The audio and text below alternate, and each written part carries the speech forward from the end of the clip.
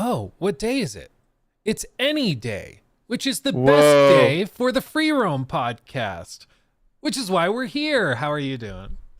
It's a beautiful day, as we like to say. Yeah, I'm doing well. I'm wearing my DC fandom shirt.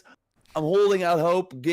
I'm so hyped for the single player Warner Bros. Future. Yep. So I got sent this shirt when they, during COVID, when they did like their DC fandom, like as sort of like a digital event. So I could like sit home, still cheer them on. And it has been like a stay home shirt ever since. You've So not I'm had a kinda reason rocking to the wear blue. it out and about, really? No. I don't like to like go. I only like to wear shirts from brands that I'm actually like. I got a few like Horizon shirts, for example. And even if you like don't know, like I like game shirts where you're like, huh, that's a cool shirt. Is that from a game? Like you can't really tell. So like it's, for example, an Horizon shirt with like a Sunwing on, and then on the back it's like a welcome to blah blah park. So it could be from like a, I don't know, a national park somewhere, but it's Mhm. from Horizon. So that's kind of cool. But I've been great. I've been playing a lot of Final Fantasy VII Rebirth. I think it's gonna be hard for games this year to beat that for my game of the year. It's kind of crazy. I love it. I think it's amazing. I Yeah, can't get enough. There's more and more content. It's endless. it is crazy. It's crazy huge. I'm also really, really liking it. I have a feeling that Dragon's Dogma 2 could Oh yeah, captivate me, especially after the the previews that went up yesterday. 30 FPS. Yeah. Wait. Uncapped 30. We can talk Yeah, no, about that, I I guess. yeah, we said it. I think like uncapped, like 30 uncapped is still 30. So and that's exactly what happened. Yep. So the uncapped kind of like yeah, made the fire go out a bit, and then people realized, it's like 31. Yeah. That's the highest. Well, they and go. in combat, it's dropping into like the low to mid 20s and everything. Thank you, my babe, for this. Okay. That sounds Oh, good. wow. Thank you. Yeah. Big old salad. But yeah, it's uncapped frame rate. Like they showed some gameplay and combat and stuff where it's dropping into the 20s. So we'll go through all of that. We'll get there. But Yeah.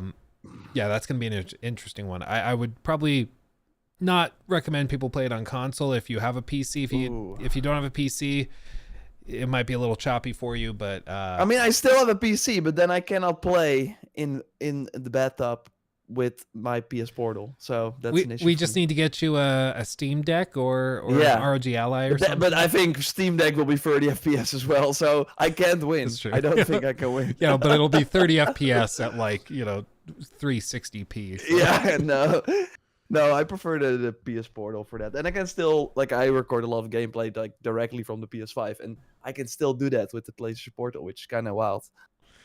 So wait, because that's now good. I have to ask: of your videos, what percentage of the gameplay was captured while you're in the bathtub? Because now I'm curious. No, it's racing because normally I'm like, shit, I really want to go to take a bath, but then shit, I do need to play this game more for review. I think Banishers, I played most of it in the bathtub. That's awesome. Like the whole playthrough. But there are certain games, like I'm not gonna like Spider-Man 300 million budget. I'm not gonna sit there on my like tiny screen. Now I do want to see that on my big OLED display. But for like smaller titles that are not really known for their like huge set pieces and stuff, yeah, I could take that. I could play that in the bathtub, like side missions, open world activities in Final Fantasy. Sure, let's do it. Yeah, So that's kind of nice. that's awesome. Bathtub stream. Bathtub one day. stream, yeah. Maybe. Just happened. So yeah, all of this is happening. It's sort of a weird time in gaming because we're in March. Usually March and April are a little slower. May, things start to pick up a little bit leading up into the summer showcases. And then July is dry as a bone because everybody announced everything during June. And then the fall picks up and there's stuff to talk about. We did have that rumor, remember? Assassin's Creed Red is going to be the most enjoyable Assassin's Creed. And it's going to be announced in July. So I'm just saying, maybe July, Ubisoft Forward has been in July prior. So maybe they're Maybe. still dropping. I honestly, some I don't bombs. know why more companies don't push to July. Like, why does everything have to be in June? Like you have the whole I think summer. that's before the holiday. Like that's when most schools are like. I think that's, and I think it's just nice for people to have like a sort of, yeah, not worry about stuff. It's super hot. People have just other things to care about. I think that's probably it. That's why we also don't see a lot of releases Mhm. in that period. Yeah. That's my take. I We know. don't know because we stay inside anyway. So Yeah, I haven't been outside. I haven't seen the sun in days. That window being cracked is the most sunlight I've seen in weeks. I've been rocking this DC Venom shirt for a few days now. So. We're gonna see next week if he's still wearing it. Yeah. So anyway, with all this, we still have a handful of things to talk about. Some interesting little revelations and things. Yeah. And one of the core things we're going to try to do with this, as we always do, is to just try and discuss it in a little bit more of a nuanced way. Like everybody might just take the Twitter headline and run with that. We're going to try to explore these things a little bit more. Sometimes that can make it out like we're trying to defend big corporations or something, because we're not trying to boil it down to the simplest possible headline or soundbite. But it's because I think when you have a proper understanding of the context and the nuances of these things, you can actually appreciate it much more, and it can sometimes make the decisions all the stupider and all the more baffling, which is why we're going to explore it and kind of go through it. It's going to be a good time. So, without further ado, what should we start discussing, Mr. Joe Raptor? Maybe let the chat decide for once. We have like 3. That's a fun idea. We have like 3 big topics, I would say. Or the Xbox Wire. I think that's not like we can like. I mean, I watched it like side-eyed. I was like playing Final Fantasy and I had it on. But yeah, we have that, the Xbox Wire Direct, or no, Xbox Direct partner preview. The Ghost of Tsushima PC being announced, and and also made by Nixxes, of course, the PC porting studio. They're doing well because I think they're doing Forbidden West as well, so they're handling a lot of things. And of course, the whole Warner Bros. Thinks they want you to get a job inside Hogwarts. Yeah, basically. Yeah. Which honestly, initially, doesn't sound that bad, because who wouldn't want to work in the wizarding world? But then you realize, okay, maybe it's not that simple. Yeah. Okay, the first comment I saw, Ghost of Tsushima. So we'll do Ghost of Tsushima first. This was dropped. I mean, it's been rumored for a while. On Monday, we were talking about this. There was somebody that was suggesting it could be announced yesterday. It was turns out it was leaked and not leaked. It was released today. And they did a little trailer showing stuff like, ooh, it's going to have DLSS support. It's going to have FSR3 support. It has like the Iki Island expansion, stuff like that. It doesn't. And the multiplayer, which and the is awesome. multiplayer mode too, yeah. So pretty much everything you would have hoped is included.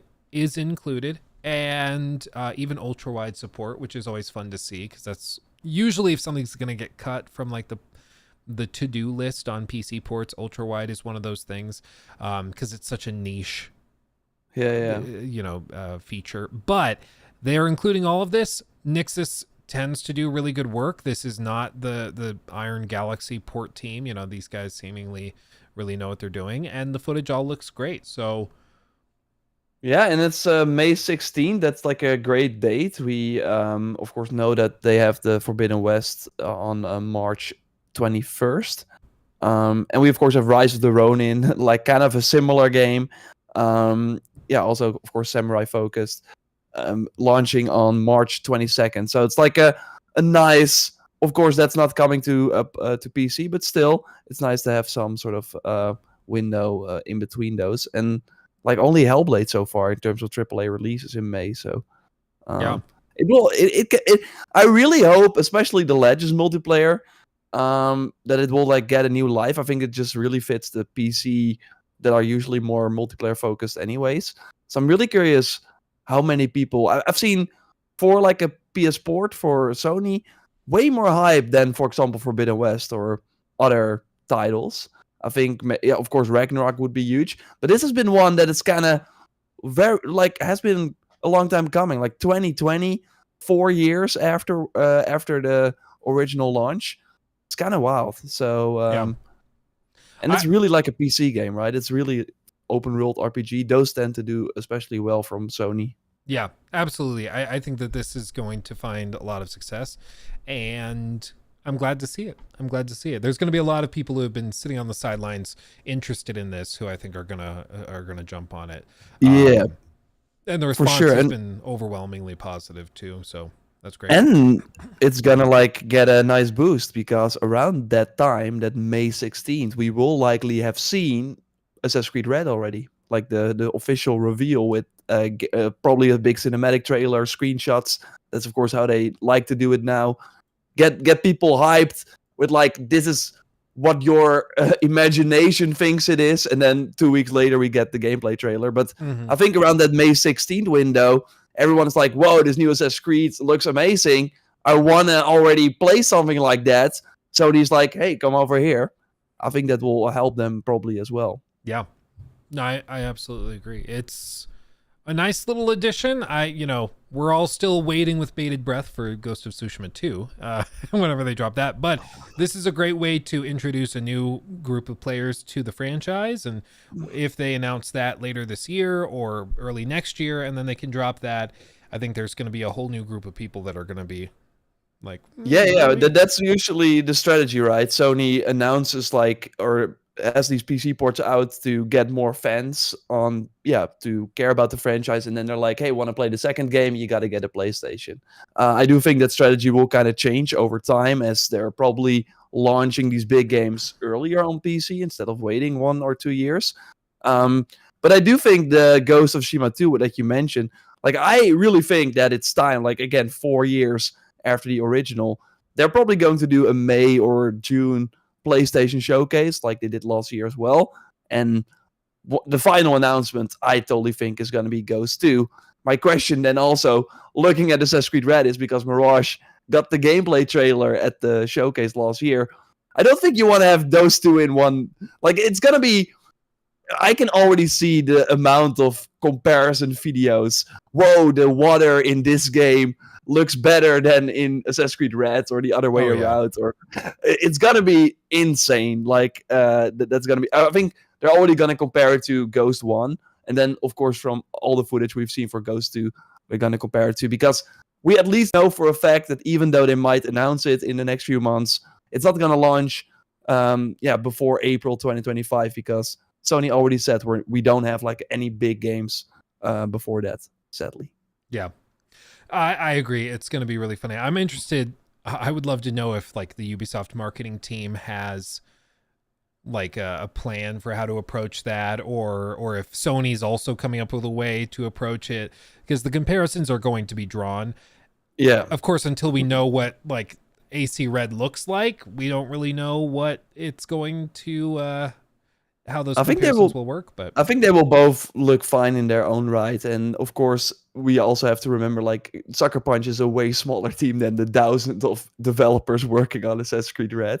So I think that's also going to be interesting. I mean, you heard I'm not sure if you already discussed those, but like the sort of Anvil pipeline engine or something that they're using now, where they finally, like, that's of course what you want when they jump to a new generation for an Assassin's Creed game, like we saw, for example, with Unity as well, that they redo a lot of things or just improve how just the game feels and how all the animations work. Mm-hmm. We should see that for Red as well, so that will already be very exciting. And yeah, and one thing we've talked about on stream before was this reveal that Ubisoft kind of dropped out of nowhere on March 18th of 2022, and it was the revelation of their Ubisoft Scalar tech, is what they called it. Yeah.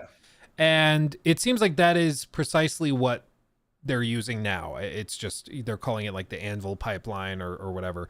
But the idea is just that, for those of you that didn't see those clips or anything, they want to have it so everybody working around the world can be working on basically the same branch, the same thing at the same time in real time. Because in the past, what's kind of happened, in the same way that you might work on like a paper in college or high school, if you have a team of people doing it, you might assign different paragraphs or different sections of the paper to different groups. And so they're all kind of working independently on the same thing, but in different chunks. And then after all that's done, you have to go back through and make sure everything lines up and flows properly. But what this new tech is allowing them to do is have it so everybody's working on the same thing in real time. Kind of like the jump from doing it that old school way to working in a Google Doc, where everybody's working in real time and you can see each other's edits and how it affects the rest of the paper. And it sounds small, but when you think of how that applies to thousands of employees working on a massive video game, you can start to understand how that could be useful. Yeah, and from other time periods, like that's of course something that Ubisoft kind of has going for them. They have like so many studios in so many parts of the world, so at any hour of the day, someone is working on Assassin's Creed Red. While for other studios, that's obviously not the case. But then for communication, that's obviously kind of hard as well. Mm-hmm.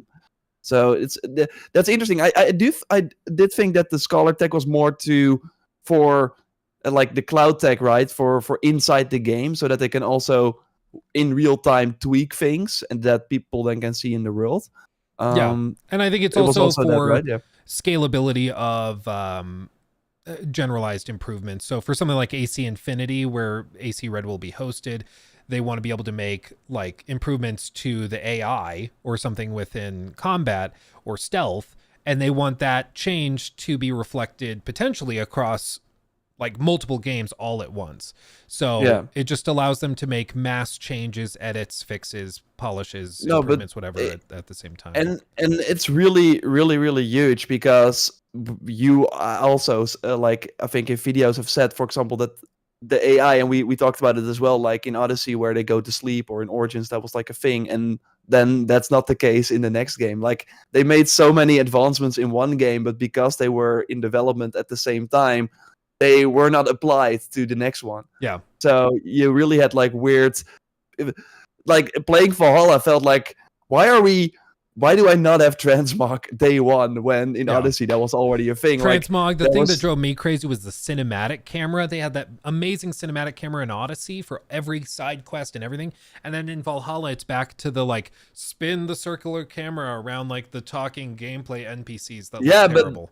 But that was because that was an upgrade from Origins, and they used the tech in Origins because that was that team. But yeah, all the advancements you saw in Odyssey, they for some reason did not apply. Like, so I really hope that that's cool. That if one team develops something like that, we see it in future titles as well. We did kind of see that in Valhalla though, because post-launch in Valhalla, they did improve the stealth a lot. It was also really needed. You would whistle sometimes, and then enemies would just be like, think I heard something, but I'm not going to react whatsoever. Yeah. So they did improve that over time, and we did see those improvements in Mirage, because Mirage was, of course, a Valhalla DLC. So they were already using that sort of approach, but now to have it in like a way bigger sort of scheme is going to be very cool. And it's a great time to be a open world RPG fan with a katana, because Rise of the Ronin, like a Ghost, Assassin's Creed Red,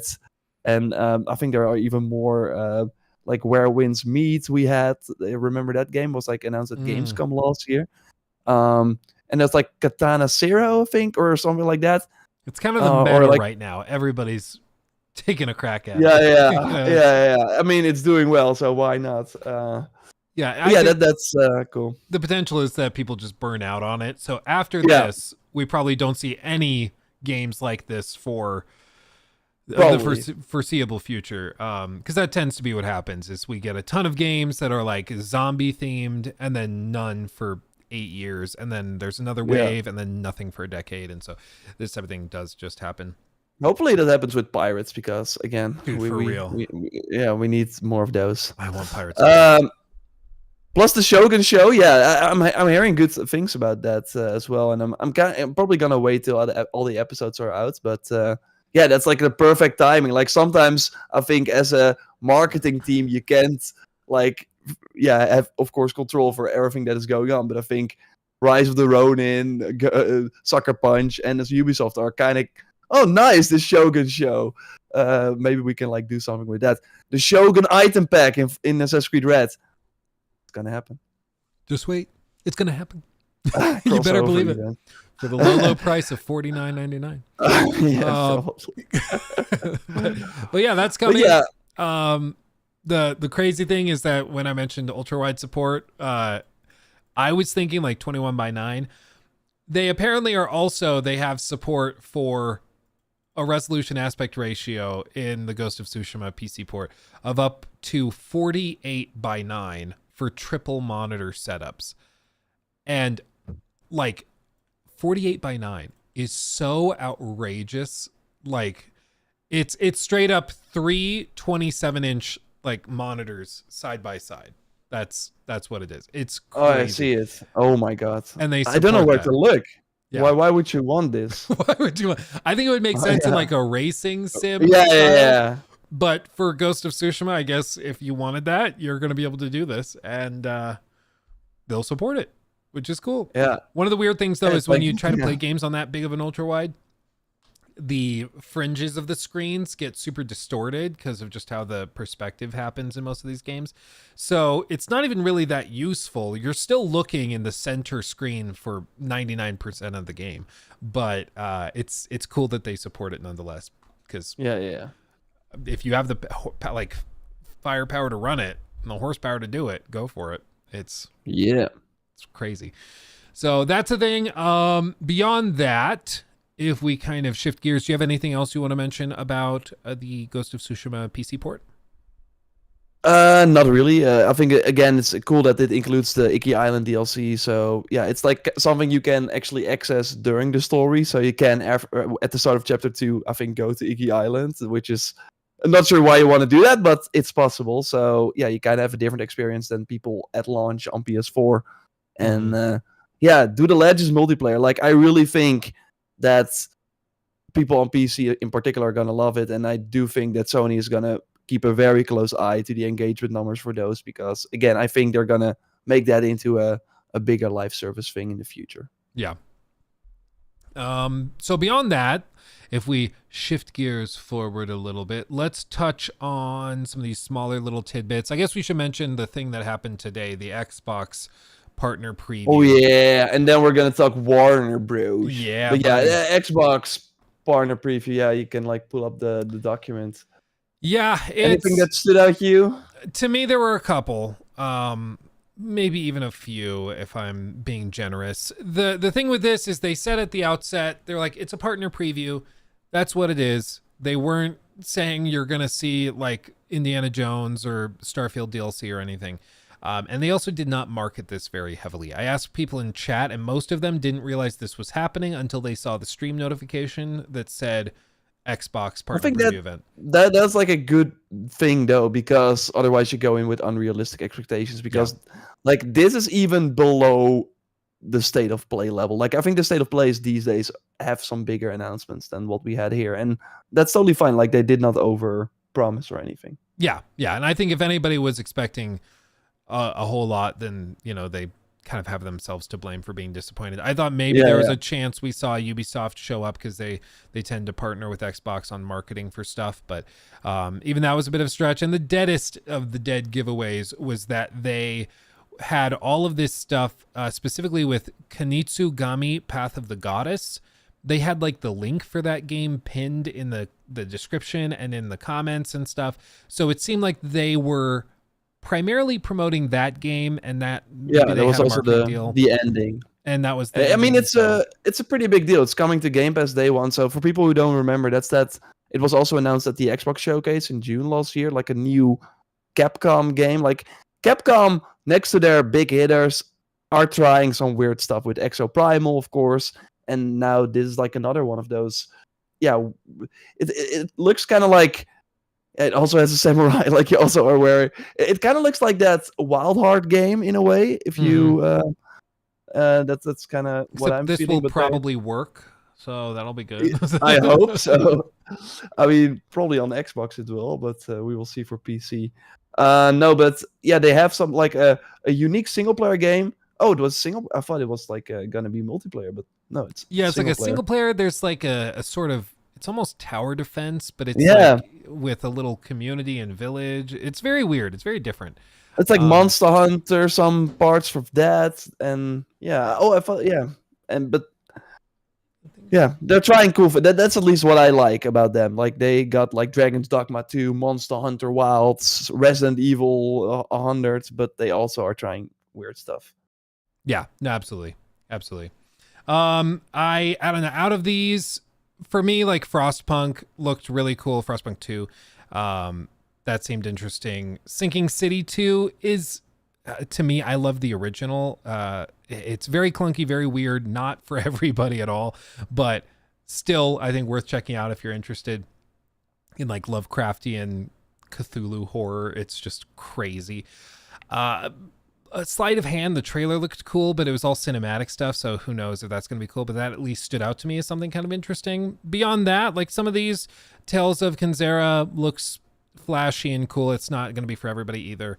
Everything else just kind of like, okay. The Altars is like straight up Death Stranding meets Fallout Shelter, so maybe that's going to be great. Maybe it's terrible. I don't know. It's just, it was a bunch of fun little experimental games that seemed moderately interesting, something to keep an eye on, but not a whole lot of bangers. I don't know. Did any of them stand out for you? I see for Nikki here in the chat, Stalker Remastered was used for me. That of course showed up as well to get people also interested in Stalker Heart of Chernobyl. I think that's launching in August or September later this year at least. So yeah, they had that as well. Persona 3 Reload, like an expansion pass for that. So if you're into that game, like for me, there was really nothing there apart from that Capcom game that I might give a shot. They said that it's launching this year. It always looked appealing, but apart from that, these were all games where I'm like, I'm happy that they get the push. I'm happy that Microsoft is giving them a stage. But I don't think I will boot them up. It's not for everybody, but I mean, at least they're filling out the portfolio a little bit more. And mostly Game Pass, so it's like another. It felt like just another one. Like, hey, but in between the Hellblades and the Indiana Jones, we got some like cool stuff here and there as well. So they are supporting those developers. They probably have their budget back from the Microsoft deal, or at least a big part of it. So yeah, I'm all for that. Yeah, absolutely. So not a whole lot to discuss there, but it happened. So yeah, again, I was like browsing YouTube. I saw the announcement, and then I saw the pop. Oh, people are like live reacting to it, so I popped on. Okay, yeah, not much. And it was like, yeah, fine. We do have some super chats, I think. Yeah, let's hit those up real quick. Let me pull these up. Okay, Zoob, as said on Discord, could Zaslav be a saboteur? Do you mean Zaslav as in David Zaslav, the CEO? Could he be a saboteur? I don't know why he would. Of Warner, right? Yeah. I mean, with a lot of these guys, like the big executive head honchos, they're just tasked with making decisions on so many different, like their companies in these industries are so huge because the bigger company is so huge that it all kind of overlaps. And it's wild that somebody that has no idea what gaming even is, he probably has never held a video game controller in his life, and yet he's greenlighting what massive gaming projects get funded and supported and stuff. And so it's just no surprise to me that they make out of touch decisions and like greenlight projects that nobody thought were ever going to be successful. Yeah, we will go more in depth on it in a second, right? About the whole Warner Bros. Stuff. So. Yeah. Dukesy, also thank you for the £5 super chat. Awesome seeing you two together. It's awesome being together, I'll tell you. Yeah. And Spencer, thank you for the 5 also. How often do games support ultra wide? What happens when you play non-ultra wide capable game on an ultra wide monitor? Love you guys. I have the big old 45-inch ultra wide LG OLED monitor that they sent me, and it's wonderful. There's like multiple tiers. Either they don't support it at all, or they support it, but it's a poor version of support. It's like just warped and it just doesn't look very good. And then there's actual support, and then there's also some plugins and apps you can get to increase support and make things work better, but it's not that common. It's maybe like 30% of games that have a really good, like big budget games that have really good ultra wide support. It does feel though, for those Sony ports, those PS5 games coming over, especially if Nixus does them, they have something nailed where they do that all the time. Like every trailer you see, like they of course have to also communicate why this is like a better version than the PlayStation 5 version, or why it has some unique features. And ultra wide, I would imagine, is like an easy way to do that, because I don't think that was possible on the PS5 version. So Yeah. they're kind of like, hey, you can do that now. So It's great. But- I'm glad they do it, because the people that have ultra wides, they don't get a lot of love from from some of the big developers, and so to see them prioritize it on the PS5 ports to PC is super cool. So yeah, 100%. And as for what happens, it's a when unique way to play for sure. Oh yeah. If you have the capability, go for it. But it's certainly, like, you got to know what you're getting into. Once you go ultra wide, it's tough to go back. As for when you play a non-ultra wide compatible game on a ultra wide monitor, it just kind of puts black bars on the side. And it's just 16 by 9, so it's not not nice. deal. No. If you have the OLED yeah. one, it's fine. But yeah. And then Nashman, also thank you for re-upping your membership. So you both love Final Fantasy VII Rebirth. Did either of you love and finish Final Fantasy VII Remake? Because I'm struggling with it. You guys are awesome. Ooh. Ooh. I loved Remake as well, but I think for a sequel, this is like really what I want, because Rebirth still uses obviously a lot of the similar gameplay elements, but because the first game was really set in the urban, like, Midgar environment, and like you're mostly in the same areas, like either in a facility or a small outside sort of sector where you walk around near the big city. It was super linear, and then moving on to this game, the like first hour you're already in this huge open world, and there's way more variety, a lot of open zones. So it feels like it's really like bigger and better in almost every way. Like in the remake, you only have like a set party. In Rebirth, from moment one, you already have to pick and choose who you want to play. They add a ton of playable characters. You're not playing Cloud all the time, so it really feels like this this new experience. While I think a lot of the sequels that we've seen recently tend to feel pretty samey, like the Forbidden West or the Ragnarok. Like, they really feel like still a huge step up from the first game, but yeah, you've played this before. Spider-Man 2, obviously, as well. And I think Rebirth really does a great job also with the amount of mini games. Like, there's so much extra stuff that it really feels like a different type of experience. Mhm. So I would argue that if you don't like Remake, you might still love Rebirth, but yeah, you do kind of have to get through Remake. But I'm curious what part you don't like. Like, that's kind of like, are you not like feeling the sort of more linear parts? Because again, Rebirth has still some of that, but way less of that. Yeah. No, it can also be a little challenging. I mean, that could be part of it too. It's a very different kind of combat system than a lot of people are used to, because it's a hybrid between turn-based and real-time. So that could be part of it too. But yeah, I love it. It's a very different kind of game for sure than what you typically see on the AAA scale nowadays. But I just love it. And with Rebirth, I'm just loving that it's retained a lot of its old school DNA. So it just has a lot of weird, quirky, outrageous mini games and like melodramatic sequences that are not that serious, but the characters take super seriously. And it's just a good time. It's just a good time. Yeah, and every like chapter you do feels like it has like a huge climactic moment that that is usually reserved for like only parts later on in other games. So it really feels like every time you're, what the heck is gonna happen next? I just fought this enormous boss. Next one, there's another boss. So they really throw everything at you. It's a really cool experience. Yeah, absolutely. The boss are damage punches.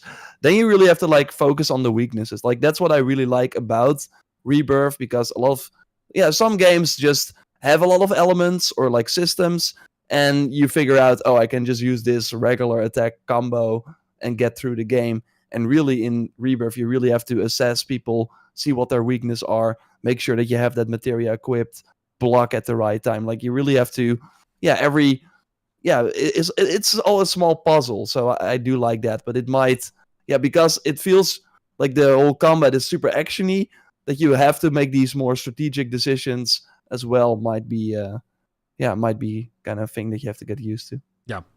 And then lastly, let's do this one from Mia.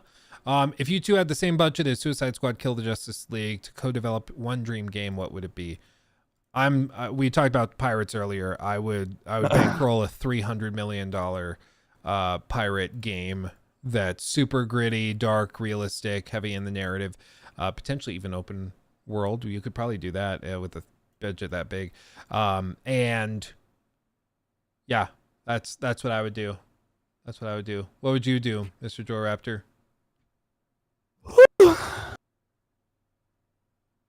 I would ask Rockstar. I think I've said this before as well. Like to make a fantasy or medieval game, like kind of Skyrim. You just like give them $300 million. Please. I'm just like, that's not enough. They're like laughing me out of the room.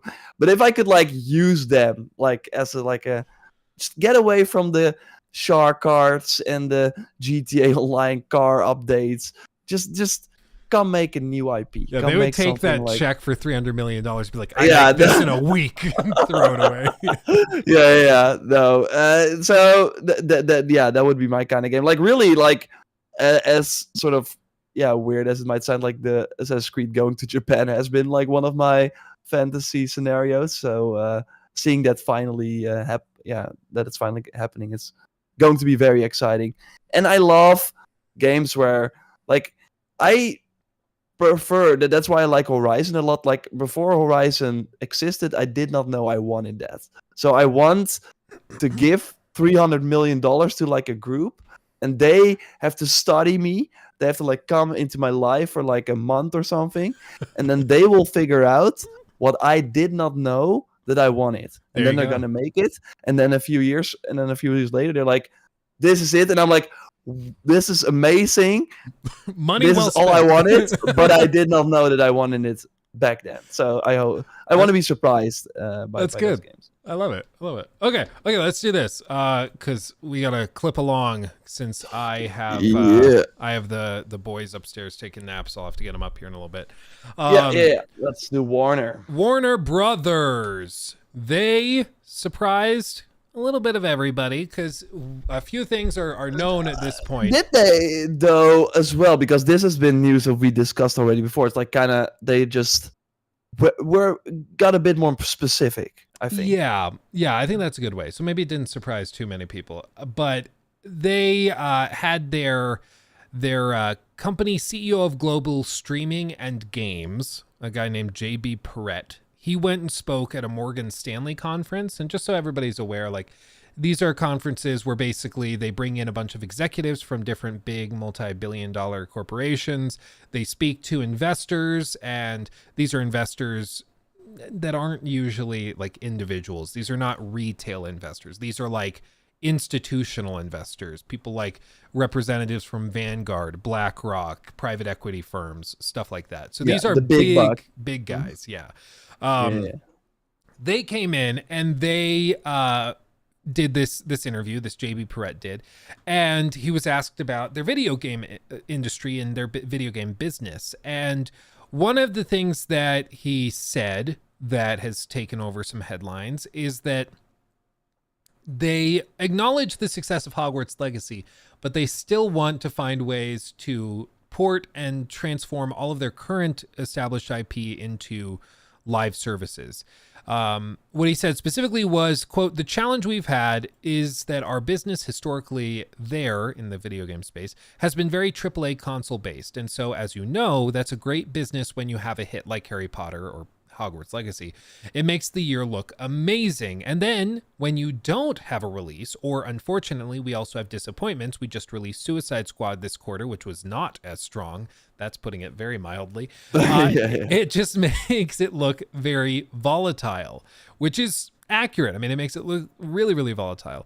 David Zaslav also said in December, quote, on transforming, that they wanted to focus on transforming our biggest franchises from largely console and PC based with 3 to 4 year release schedules to include more always on gameplay through live services, multi-platform and free to play extensions, with the goal to have more players spending more time on more platforms. And lastly, Perret reiterated this during the conference call, saying, quote, "We think the opportunity for us, which again, this is a multi-year opportunity, is games, or because games is certainly a bit of a long cycle business too, but the opportunity is to take those 4 franchises and be able to develop a much more holistic approach, particularly around expanding into the mobile and multi-platform free-to-play space, which could give us much better and consistent set of revenues. And you'll see us launching this year or later this year some mobile free-to-play games, which we hope will start building that." And I think the 4 franchises are Mortal Kombat, DC, Harry Potter, and Game of Thrones, right? Yes, I believe that's right. That sounds right. Yeah. He says, and then secondarily live services. So rather than just launching a kind of one and done console game, how do we develop a game around, for example, Hogwarts Legacy or Harry Potter that is live service where people can come today and live and work and build and play in that world on an ongoing basis? And so we think we've got the franchises, we've got some of the greatest studio capabilities, and we have a roadmap and a strategic investment plan to try and build out that business. And we think there's meaningful growth over the course of the next couple of years. I mean, it's the reason that some people are a little befuddled is that they've had one amazing success, Hogwarts Legacy, and then they've had one colossal failure. Suicide multiple multiverses launched, and I mean, it's coming back now. I did see some excitement around that, but yeah, we also know how that went. Like, they had a pretty strong first week or two, and then nobody, like, the player numbers started to drop off, so they're trying to do it one more time. And of course, before this, they had Shadow of War, which was like popular, like the Shadow of Mordor games, the Arkham, like all their, like, they have like some amazing talented studios, but they are mostly known for single player games, and they have been doing well, while their live service, like Gotham Knights, you could argue was probably also like, probably it would have benefited that game if it started more as like the co-op game that it ended up being, instead of probably during development being tweaked all the time. Yeah. So well, and I think it's easy for us to look at something like Hogwarts Legacy and be like, well, just make another one of those. But the reason Hogwarts Legacy was so exceptional is because it was exceptional to the rules that typically apply to games. It's not common for you to put together a video game that's basically an 8 out of 10 and have it sell 22 million copies in a year. That doesn't happen. The reason it happened is because it was a solid game that was in the Harry Potter franchise and that was well marketed and presented to players, and it matched what they wanted. And so people loved it and bought it in droves. But I don't think you will see the same sales numbers necessarily for a sequel that plays it safe. They're going to have to do something really shocking and surprising in a sequel to reach that same level of success.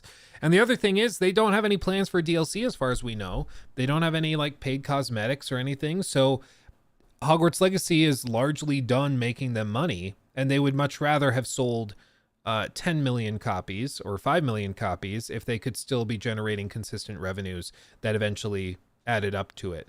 I mean, I really think there are multiple ways to look at this. Like, for one, the whole situation is, and that is what, because the overall conversation has been kind of what you laid out as well. It's like, look at the normally when you have a business, you look at the things that go well and do more of that, and the things that don't do well, you steer away from that. You try to learn from that, apply it to the future, and continue. But what Warner, I think the problem really is that gaming is just one part of their business, and like, they saw Hogwarts Legacy and they're like, that is great, but it could have been way more. And that is kind of the thing here.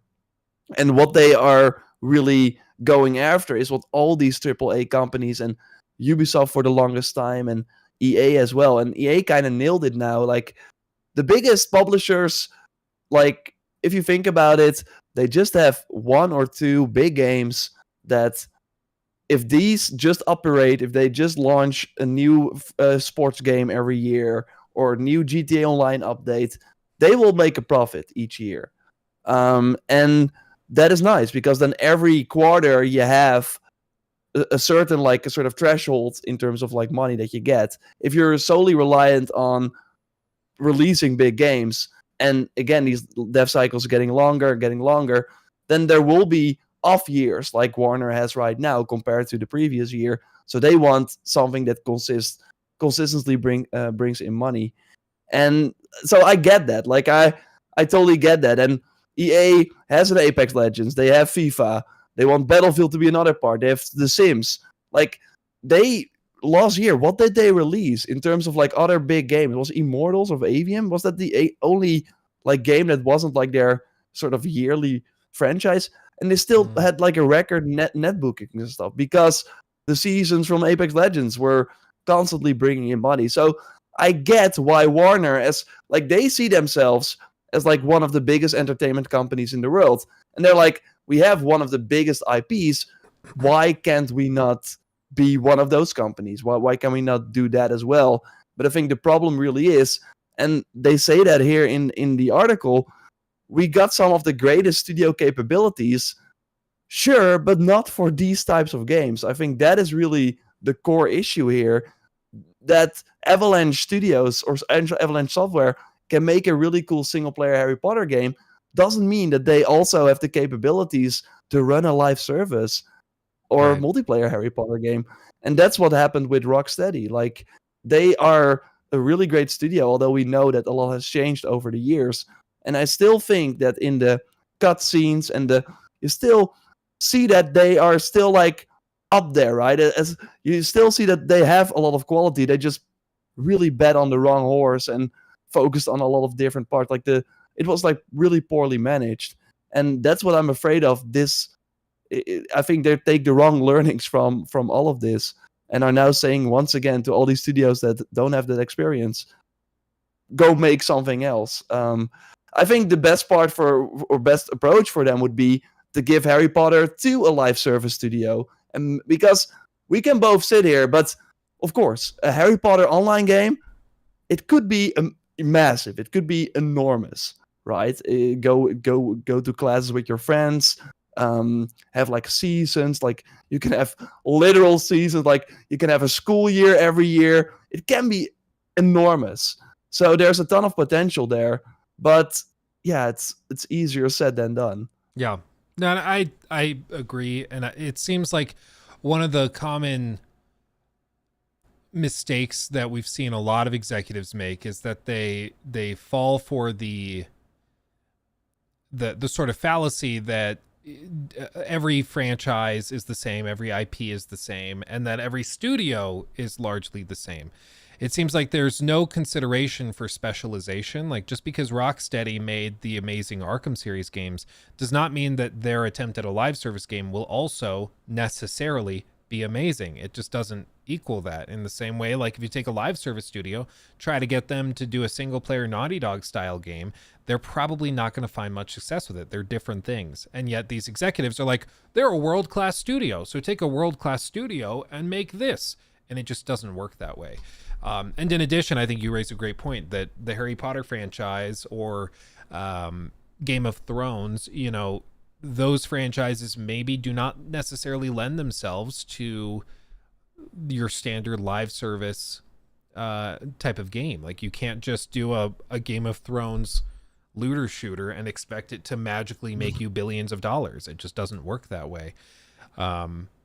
And unfortunately, it seems like the only way they can learn is by wasting $300 million on a project that they spent a decade working on that flops colossally.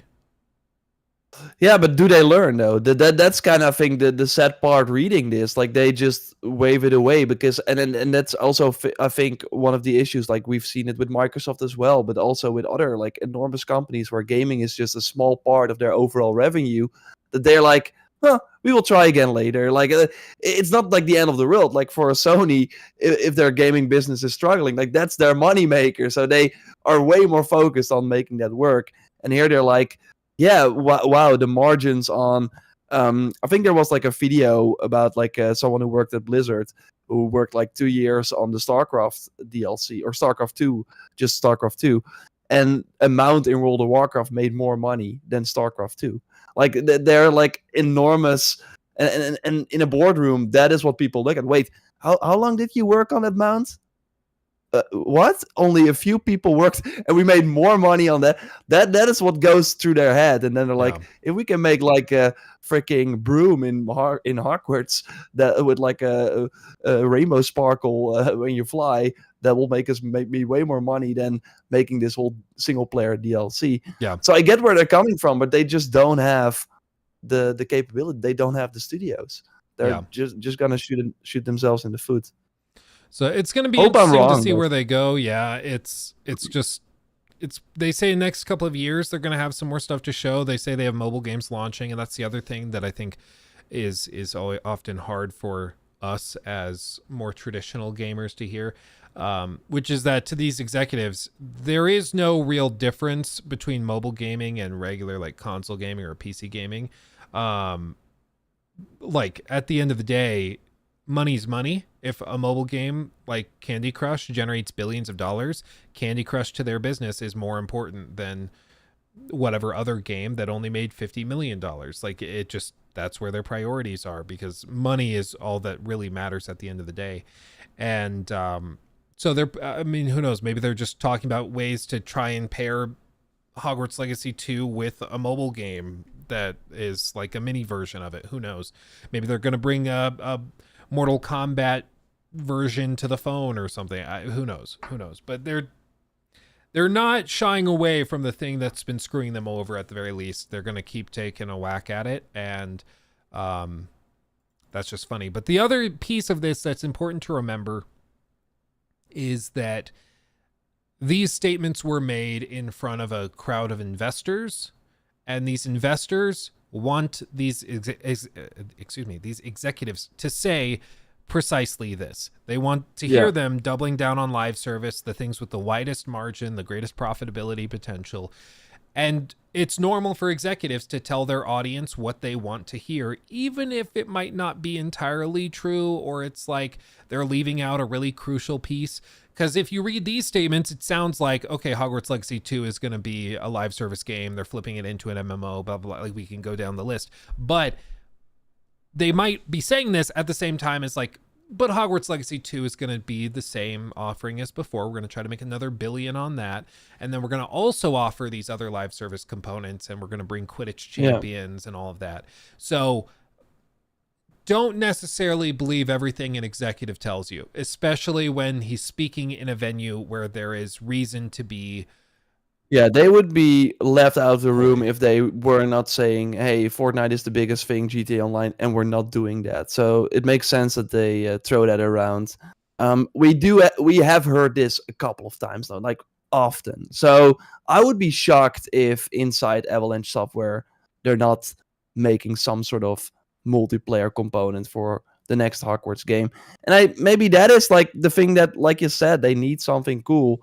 I think going to a different school would be amazing, that we haven't seen before. But yeah, maybe having a co-op mode or like a separate.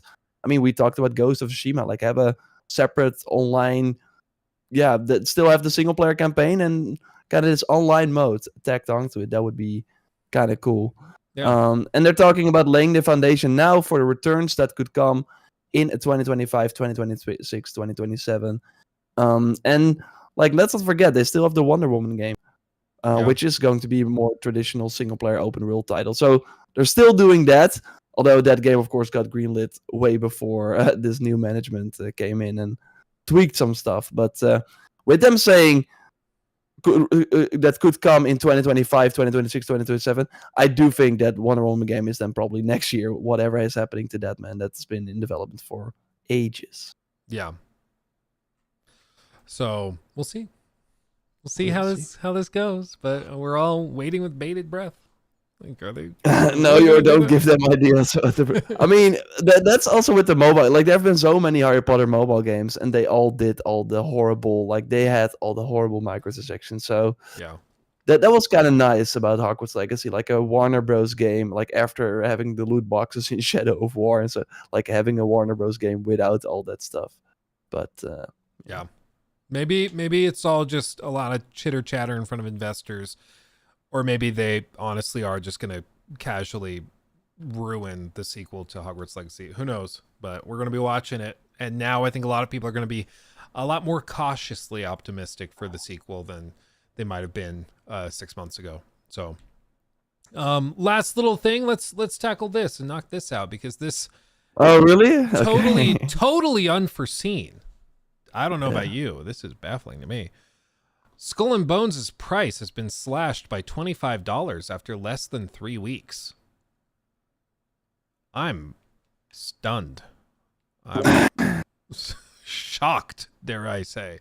Honestly, the part I'm shocked about is that it's not more than $25. Honestly, I would have thought that it would have been This is what it was. Like, it really felt like from the beginning, the whole Skull and Bones thing. It really felt like let's quickly, like, let's just put this out for full price. We have some pre-orders. Let's claim them. We spent 200 million on this game. Let's get as much money back as possible, and then later start to get like a new audience in that. That probably will come for a lower price. Yeah. Not a bad. So yeah, it makes sense. Yeah. Well, let me be clear. It's an anti-consumer strategy to sell something at full price that you know you're going to just lower. Oh no, 100%. Yeah, but and it's like Avatar had this as well. Like I've seen it so many times, and I totally get it. Like Ubisoft games are kind of known for this. I think apart from Assassin's Creed, they still kind of can hold that sort of level. Like they will probably still go down in price, but then just $10.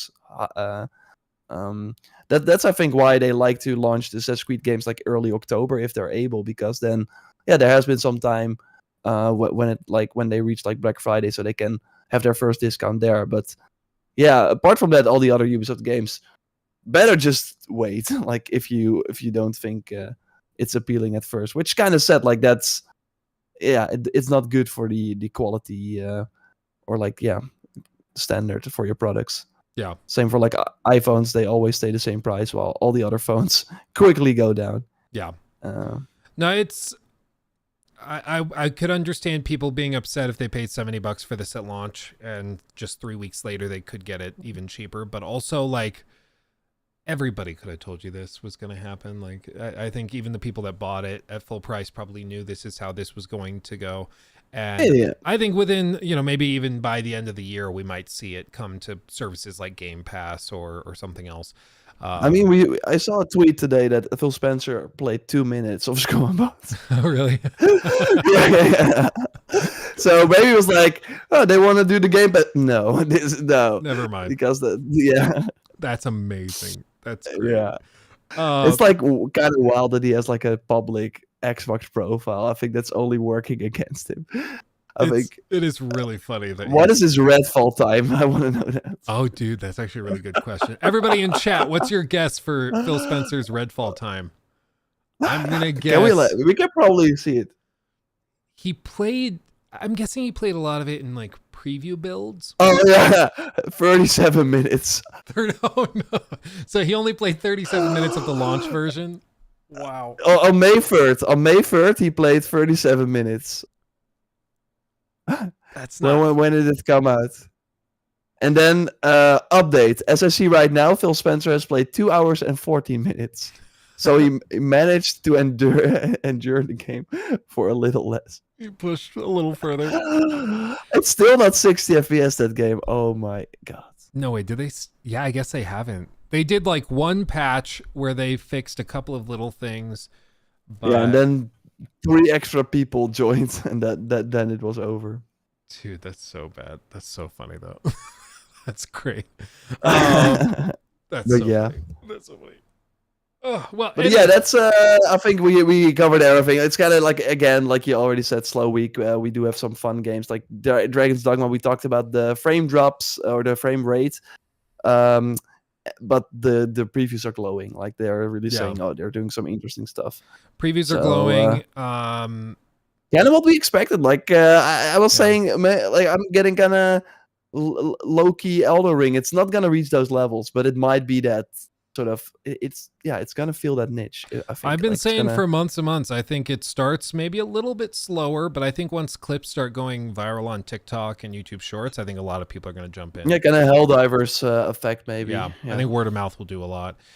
Christian, thank you also for becoming a member. Appreciate you. And Stefan, thank you for the super chat. I want Rockstar to do a space sci-fi game. They will keep guns in, which is a strong aspect of their games, but with a different style overall. They could. I think everybody's expecting after GTA 6 for them to do something in a new IP. I hope so. I hope so, man. But I'm like, I don't know. They could also do Red Dead again. The stakes are so high for them. Like, they cannot afford with all of their employees to have something that's not a smash hit. But then again, if Rockstar came out and we're doing like a Rockstar quality medieval game with knights and stuff, or 100%. like a sci-fi game, I think they could just print money with it. But sometimes but that's kind of where we're at. Like we hear it here also with the Warner Bros. Like they're doubling down on the 4 biggest franchise. Ubisoft, everyone is just doing that. So I really hope that this generation we will see. We did not have our Destiny moment yet, right? This generation where it was like, whoa, this is a new thing that that is gonna change the industry in a interesting way. It's been really safe so far. Yeah, I'm hoping in the next year or two we get some just what the hell is that moments. That would be great. I mean, we still had, of course, the Baldur's Gate 3, so it's not like that's true. That's true. That has been like super super big, of course. Everything else has been like sequels and remakes, and re-releases and stuff. So anyway, fam, nice, quick and easy show today. Like I said, I'm daddy, mama, daddy, whatever the term is, for a guy that's the parent at the house. So I'm gonna go check on all my boys. They got their cameras and everything here, but I'm gonna go check on them.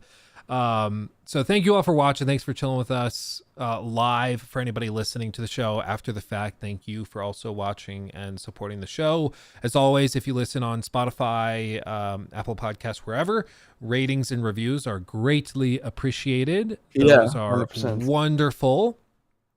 And do you have any? We got some more. We had 49 last week. Now we have 52. So, baby, if you did that 5-star review, we notice you. We appreciate you, and let's get the number even higher. And we're still at the 5 stars, so let's keep that perfect score going. Because I don't know how you could think this is 4-star list. Like, I know how could you possibly think that?